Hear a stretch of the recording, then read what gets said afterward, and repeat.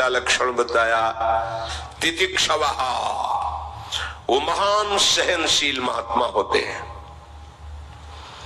चाहे कोई कितना अपमान करे, निंदा करे या कितना सम्मान कर ले, प्रशंसा कर ले, उनके हृदय में कोई हलचल नहीं होगी।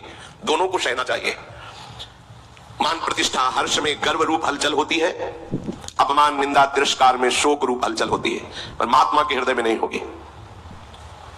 जो हृदयेश्वर प्रभु के चरणारविंद के चिंतन में निरंतर रत है, तो कोई बहुत सम्मान करे तो कोई फर्क नहीं पड़ता, अपमान करे तो कोई फर्क नहीं पड़ता। जो बहुमान करे को मेरो कि बहुमानत ना ही बढ़ाई, और जो अपमान करे को केहू कि अपमान नहीं लगुताई। सेवक जी महाराज, यदि मान में हर्ष और गर्व हो रहा है, अपमान में शोक और दुख हो रहा है, तो साधक हो सकता है, अभी महात्मा नहीं हुआ, अभी वो साधु नहीं हुआ। साधु पदवी उसी के आगे लगती। तितिक्षवा, शरीर स्वस्थ है या अस्वस्थ है, परिस्थिति अनुकूल है या प्रतिकूल है, लोक निंदा है या लोक प्रशंसा है, कोई फर्क नहीं। वही गंभीर मुद्रा हर्ष में भगवत चिंतन परायण, ये साधु का पहला लक्षण है। सदगुरुदेव भगवान एक दिन कृपा करके कहा कि साधु वही जिसकी दिनचर्या में फर्क ना पड़े। जिस मिनट, जिस सेकंड, जिस क्षण जो हो दिनचर्या गुरु ने दी है, वही दिनचर्या बहुत काल तक बिना बाधा के चलनी चाहिए।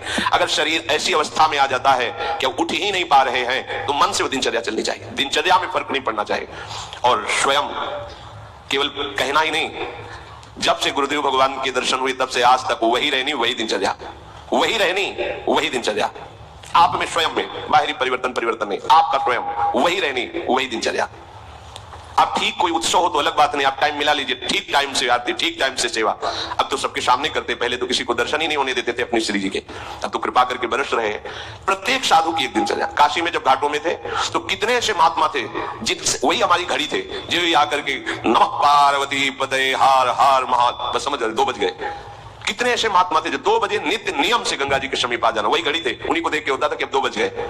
कभी ऐसा नहीं विलंब, एक राइट टाइम। ये वही चल सकता है जो साधु है।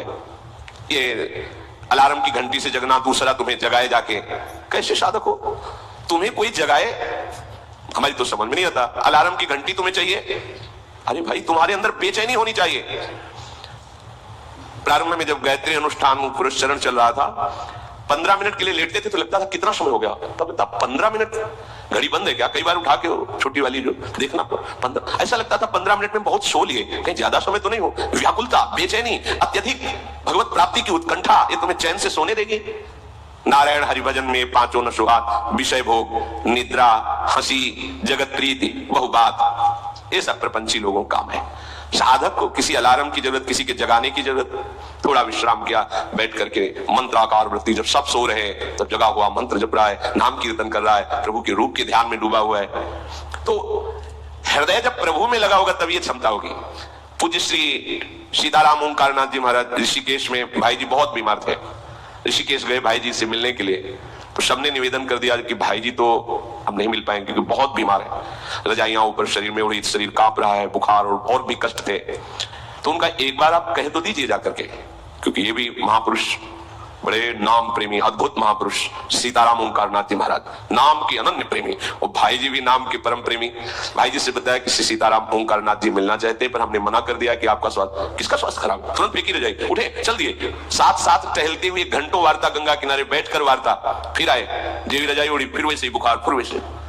साधु को कोई कष्ट परास्त कर दे, ऐसा कष्ट ही नहीं बना आज तक सृष्टि में, क्योंकि उनके हृदय में काल को भी शासन में लेने वाला भगवान नाम चल रहा है, इसीलिए कोई भी दुख सुख उनको परास्त नहीं कर पाता। उनको क्या, आप भी उसी नाम को हृदय में रखिए, फिर आप चमत्कार देखिए।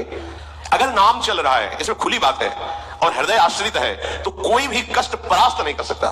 भयानक से भयानक कष्टों का समय आया है, पर उस समय भी एक हृदय में ऐसा स्थान था जहां आनंद बरस रहा था। लौट के चुपचाप स्थान गुफा में बैठ जाओ, बाहर आग लगी लगने दो, हृदय आनंदित रहता। अगर आप हृदय को हृदयेश्वर प्रभु के चरणों में समर्पित नहीं किए, तो ये विकार ऐसे नहीं है कि तुम्हें बख्श दें। शरीर में जहां चोट लगी, पीड़ा हुई, मन वहीं लगेगा, मन वहीं लगा, परेशान हो गए आप। मन लगा है प्रिया प्रीतम में, शरीर सड़ रहा है, तो कोई फर्क नहीं। ऐसे साधु जो तितिक्षवः, ये केवल भगवत आश्रय से होता है, भगवत भजन से होता है, दूसरी इसमें कोई सिद्धि काम नहीं करेगी। ये सिद्धि आनी चाहिए, चाहे कोई गाली दे अपमान दे, चाहे अब जो हो, अब तो हरि चिंतन छूटने वाला नहीं। लागी लगन छूटे नहीं, जीव चोच बर जाए, मीठो कहा अंगार में जो चकोर चबाए। चकोर आग खाता है, चकोर को कपूर दे नहीं खाएगा, वो आग खाता। क्यों?